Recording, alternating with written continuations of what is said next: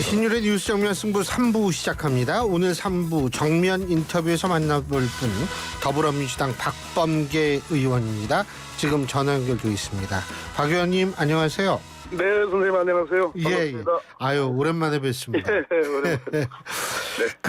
이거부터 일단 좀 여쭤볼게요. 지금 통신 사찰 문제, 지금 경향신문 단독으로 나온 기사를 보면 이재명 전 대표와 추미애 의원 등 총 139명에 대한 통신 사찰 통지 문자 메시지가 지금 받은 분들이 139명이다 이렇게 되어 있는데 어떻게 보십니까? 저도 그 통신 조회를 당한 사람인데요. 아 그래요? 이번에 문자 받으셨어요? 예, 그렇습니다. 그 규모가 일단 뭐 3,000명이라는 보도가 지금 나오고 있잖아요. 과거 윤석열 대통령이 그 공수처에서 했던 그 국민의힘 의원들 한 89명 그때 통신 조회 했던 것을 뭐 정신 나간 사람들이라고 이렇게 했던가 뭐 그렇게 표현했거든요. 그런데 그 규모하고 비교할 수 없을 정도로 3,000명 정도가 얘기되고 국회의원, 보좌관, 언론인들, 민간인들 할 것 없이 무작위로 했기 때문에 통신 사찰에 해당한다고 생각을 합니다. 이거 어떻게 대응하실 거예요? 일단 이게 지금 윤석열 대통령 개인에 대한 명예훼손건으로 지금 기소를 했거든요. 신학림 씨나 김만배 씨나 그리고 뉴스타파 대표 등등을 이제 불구속 기소를 했는데 그 대통령 자신이 대통령 후보일 때 이런 것은 통신 사찰에 해당한다고 규정을 했는데 대통령 본인의 이익을 위해서 본인의 피해자로 하는 광범위한 검찰에 의한 통신 사찰이 있었기 때문에 이것은 더 위중하다고 생각합니다. 더 분노의 지점이 더 클 수밖에 없는 거고, 검찰이기 때문에 특히 문제가 됩니다. 공수처 같은 경우에는 적절하지 않았지만, 그 어느 지위도 받지 않은 독립적 수사기관인데 반해, 검찰은 아시다시피 직전 검찰총장이었던 현직 대통령, 그리고 정부에 의해서 지휘와 감독을 받고 있는 검찰이 사실상 검찰 정부잖아요. 저희들은 검찰 독재라고 규정을 하고 있는데 그렇기 때문에 이 점에 대해서는 명백한 진상조사를 해야 된다고 생각을 해요. 지금 말씀하신 게 이제 공수처도 적절하지는 않았지만 지금은 더 부적절하다는 말씀이신데 솔직히 제가 좀 여쭤보는 게 박범계 의원님은 법무부 장관까지 지내셨는데 이런 문자를 통신 조회했다는 문자 받았을 때 기분이 어떠셨어요? 이게 이제 그 검찰에서는 뭐 무슨 수사 대상자가 아니었다는 식으로 지금 해명을 하는 것 같은데 내가 사찰을 당하고 있고 범죄 수사의 대상자, 피의자로 내가 엮여 있구나 그런 생각이 들고요. 일단 우리 전기통신사업법에 의하면 30일 내에 통보를 하도록 되어 있는데 그 예외적으로 2달간의 유예를 즉 7개월 정도의 시간을 주는 경우는 대체로 뭐 증거인멸의 의심이 있거나 테러의 대상이 된다거나 이런 경우에 지금 예외를 적용하는데 결국은 검찰의 수사 대상자가 아니었다라는 것은 변명에 불과하고 틀린 말이고 결국은 3,000명 규모의 대통령을 위한 어떤 무슨 큰 범죄 단체를 구성한 거 아니냐라는 그런 의심을 갖고 수사한 거 아니냐. 그럼 내가 범죄 단체의 일원이었느냐 하는 그러한 자괴감이 들고 굉장한 쇼크를 받게 되죠. 그렇죠. 이런 거 당하면 이거 진짜 기분 굉장히 안 좋을 겁니다. 신윤 선생님도 한번 받아보시면 금방 아실 수 있어요. 글쎄요. 근데 별로 그러고 싶진 않습니다. 자기가 원해서 원한다고 원하지 않는다고 해서 이게 피해갈 수 있는 게 아니거든요. 그게 문제점이죠. 자, 그리고 또 한 가지는 오늘 SBS에서 민주당 전당대회 당대표 선거에 출마한 세 분의 TV 토론이 있었는데 여기서 이재명 전 대표가 윤석열 대통령을 직접 만나고 싶다. 가장 만나고 싶은 사람이 윤석열 대통령이라고 얘기를 했거든요. 어떻게 보십니까? 글쎄 일종의 이제 이재명 대표는 지금 우리 당에 제가 예전에 썼던 표현인데 지배적 권위가 사실상 인정받고 있고 그렇기 때문에 지금 일방적인 그런 지지를 지금 받고 있고 내일 모레면 이제 전당대회가 치러지는데요. 그런 속에서 현재 우리나라의 민생의 여러 가지 어려운 점, 경제의 문제점, 또 여러 가지 외교적인 안보적인 여러 가지 위기를 맞이하고 있고 전 세계적으로 질서가 또 새로운 신냉전 구도가 만들어지는 속에서 네. 대통령과 대화를 나누겠다는 것은 야당의 지도자로서 저는 굉장히 그것은 포용의 정치랄까 통합의 정치를 표방한 거 아닌가라는 생각이 듭니다. 근데 대통령이 하셔야 될 일이 먼저 해야 되는데요. 앞 2부에서 제가 이제 신지호 이 전략기획 부위원 부총장하고 인터뷰를 했을 때 일단은 먼저 신임 당대표끼리 만나는 것이 순서다 이런 얘기를 했거든요. 어떻게 보십니까? 전에 총선에서 네. 국민의힘이 완패를 당하고 나서 대통령께서 깜짝 놀래가지고 이재명 대표에게 직접 전화해가지고 영수회담이 있었잖아요. 예. 안 했던 것이면 모르겠는데 이미 했었고 당시에 자주 만나자, 자주 격의 없이 통화하자 예. 그러한 입장들을 대통령이 밝히셨고 만났잖아요. 예. 근데 그 뒤에 국정기조가 전환될 것으로 야당과 국민들은 기대했지만 전혀 변함이 없단 말이에요. 다시 돌아갔단 말이에요. 그래서 지금과 같은 여야 간에 아주 지금 국회에서 벌어지는 지금 법안을 통과시키면 다수결에 의해서 법안이 통과되면 대통령이 거부권을 행사하는 15번째 일이 지금 벌어지고 있는데 앞으로 곧 20번이 될 겁니다. 이런 상황에서 대통령이 먼저 야당 대표를 만나자고 하는 거 당신께서 말씀하셨기 때문에 그 약속을 대국민 약속이니까 그걸 지켜야 되는 거죠. 그리고 사실 그 지금 아까 지배적 권위라는 단어를 쓰셨는데 네네.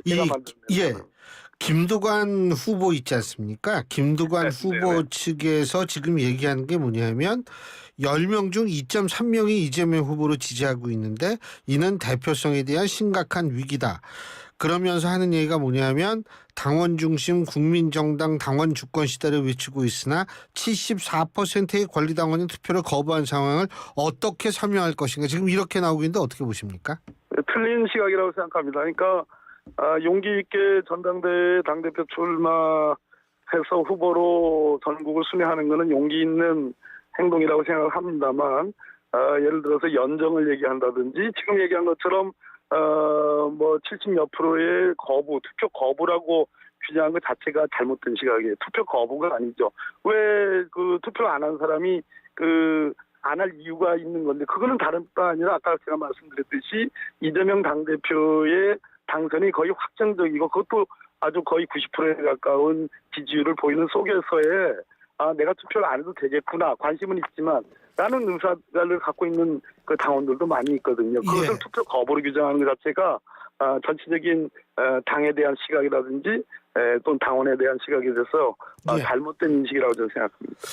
자, 그리고 또 한 가지 지금 김대중 전 대통령의 사저 매각을 가지고 좀 여러 가지 얘기들이 민주당 내에서 나오고 있는 것 같아요. 네네네. 이 박범계 의원님께서는 어떤 생각이십니까?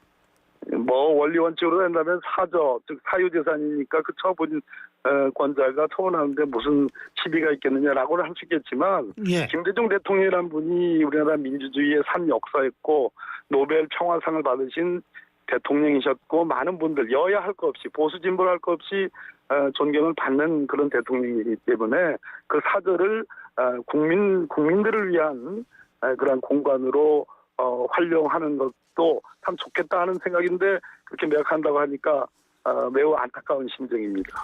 근데 박지원 의원께서는 사재를 털어서 내가 다시 사겠다 이런 의견도 있으신 모양인데 민주당 의원님들이 좀 십시일반 돈을 걷어서 어떻게 좀 그게 안 되나요? 오늘 이 인터뷰를 계기로 좋은 아이디어, 좋은 생각이시고요. 저도 그렇게 문제 제기를 해서 가능한 한 공공성을 확보하는 쪽으로 우리 의원들이 기여하는데 그렇게 노력을 하도록 하겠습니다. 좋은 생각이십니다. 아유, 감사합니다. 이거 좋을지 어떻게 제가. 그리고 또 한 가지는 뭐냐면 지금 어제 왜 이 주식 폭락했었지 않습니까? 그때 이제 나오는 게 금투세. 사실 이게 금투세 폐지 여부하고는 전 별 상관이 없다라고 생각하는데. 사실은. 근데 이제 한동훈 국민의힘 대표가 금투세 이거 계속 금투세를 살리면 퍼펙트 스톰을 만드는 것이다. 이렇게 지금 얘기를 하고 있는데 어떻게 보십니까? 주가가 대폭락을 한 건데 대한민국 증시만 그런 게 아니고 코스피만 그런 게 아니고 미국의 나스닥이라든지 다우지수 다 전 세계적으로 지금 폭락을 했거든요. 예. 전체적인 전 세계 경제의 그 지금 굉장한 타격이 지금 있는 거고 전쟁들이 영향을 미치는 것이고 우리나라 같은 경우에는 지금 경기도 침체돼 있지만 또 물가가 높은 그러한 스태그플레이션 현상도 지금 보이고 있는 상황에서 예.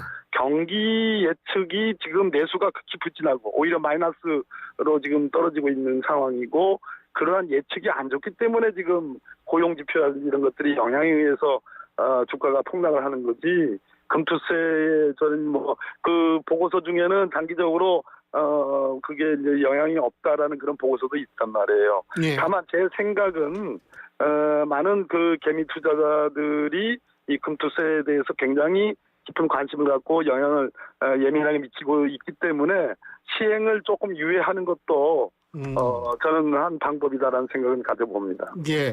근데 저 이재명 전 대표가 아까 TV 토론에서 네. 이 종부세도 좀 윤 대통령을 만나서 얘기를 네. 해보고 싶다 이런 얘기를 했는데 종부세는 어떻게 보세요? 1가구 1주택 종부세 논의일 겁니다. 다주택자 종부세는 그렇죠. 그거야. 거론할 여지가 없고요. 예.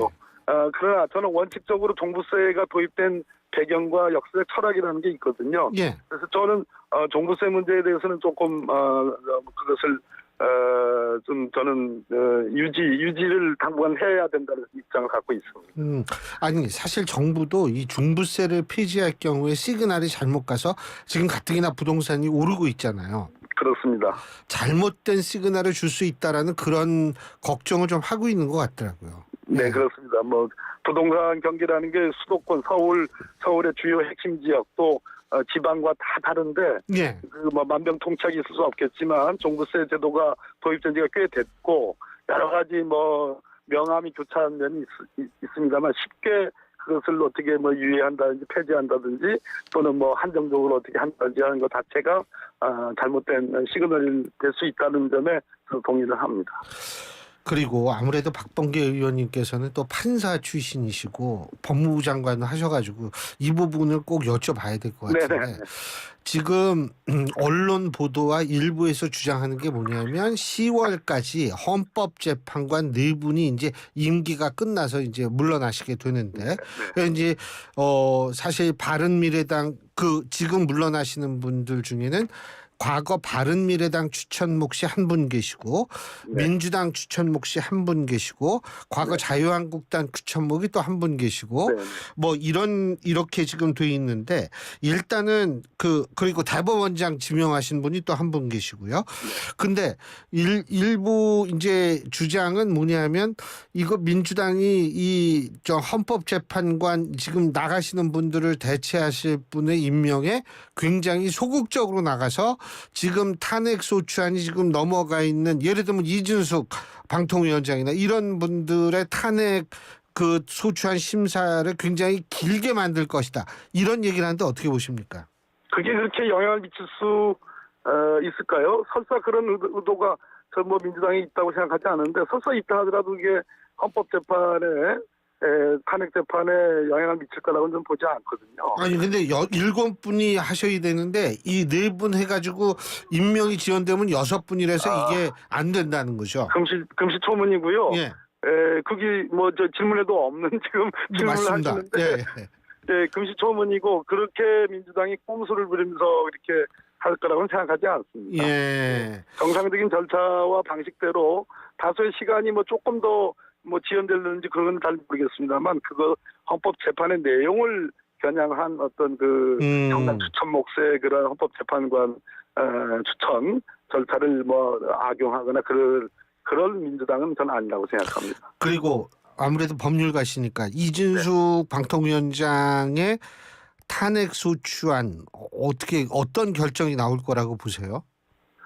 내용적으로 지금 해명을 전혀 못하고 있잖아요. 그 법카를 쓴 것이 한두 푼이 아니고 상상할 수 없는 것이고 어떤 것은 혹시 이거 무슨 흔한 속칭만 하는 카드깡으로 혹시 악용된 거 아니야 하는 의심이 들 만한 사안들도 꽤 있습니다. 이분이 지금 방통위법을 위반하는 그러한 의결 법원의 가처분 집행정지 사건의 고등법원 판결이 명확히 있는데 그것을 위반해서 2명에 의해서 지금 그 의결을 하는 것 자체도 위법할 뿐더러 법카 사용은 거의 아연 실색할 정도의 것이고 여러 가지 의심 요소들이 많기 때문에 그 부분에 대해서 해명하지 못하면 충분히 제기된 의혹이 사실로 인정돼야 되는 점 마땅하다고 보고요. 네. 그런 측면에서 헌법재판소의 재판관들께서 뭐 진보냐 보수냐 이런 것의 성향의 문제가 아니라 사실 그대로 좀 심리를 해서 저는 판단을 내리기를 바라는 마음입니다. 한 가지만 더 김경수 전 지사의 복권 문제가 요새 다시 좀 수면 위로 떠오르는 것 같은데 어떻게 보세요, 그거는? 우리나라 사면복권, 뭐 저도 사면복권에 관여했던 법무장관이시니까. 했으니까 박근혜 전 대통령 사례를 지금 생각이 떠오르는데요. 이제는 사면복권을 할 때도 되지 않았는가 하는 그런 생각이 듭니다. 근데 광복절 사면은 지금 보도에 보면 좀 어렵지 않나 이런 얘기가 나오더라고요. 오늘이 그렇죠. 8월 15일이 불과 내일 모레니까 사면심사위원회 열어가지고 뭐 사면심사라는 게 근데 또 뚝딱뚝딱 하면 또 뭐 한 사나흘 만에 준비도 하고 그러긴 해요. 그래서 전혀 못할 바는 아닙니다. 광복절 사면은. 예. 알겠습니다. 그러니까 그거는 의지의 문제다 이 말씀이시죠, 그죠? 그렇습니다. 포용하는 정치, 통합의 정치란 차원에서는 저는 이제는 얘기할 때가 됐다, 해줄 때가 됐다는 생각이 듭니다. 포용 통합 말씀하시니까 이 노란봉투법이요. 이거는 아마 대통령이 거부권 행사할 가능성이 높은데 간호법하고 간호법 같은 경우에는 조금 이 협상의 여지가 있다는 식으로 나오는데 어떻게 보세요? 노란봉투법의 이제 우리나라 사용자 측들이 소위 걱정하는 부분이 있습니다만은 우리나라 그 노동 인권의 확대 수준, 우리나라 국격의 수준, 그리고 대법원 판례가 노란봉투법과 같은 취지의 그러한 현대자동차 사건에 대해서 그런 판결을 한 예가 있기 때문에 그래서 과도한 손해배상 청구를 제한하는 법이거든요. 이 법이 통과된다고 해서 저는 구체적인 현실 적용에 있어서는 조금 케이스 바이 케이스로 적용을 하게 되면 그렇게 사용자 측에서 우려하는 사태는 저는 없을 거라고 그렇게 생각합니다. 예, 잘 알겠습니다. 오늘 진짜 모처럼 이렇게 모셔가지고 너무 기분이 좋습니다. 네, 선생님. 오늘 말씀 잘 들었습니다. 고맙습니다. 네, 감사합니다. 예. 지금까지 더불어민주당 박범계 의원이었고요. 신율의 뉴스 정면 승부 3부 순서는 여기서 줄입니다. 잠시 뒤 4부에서 뵙겠습니다. 그때도 지금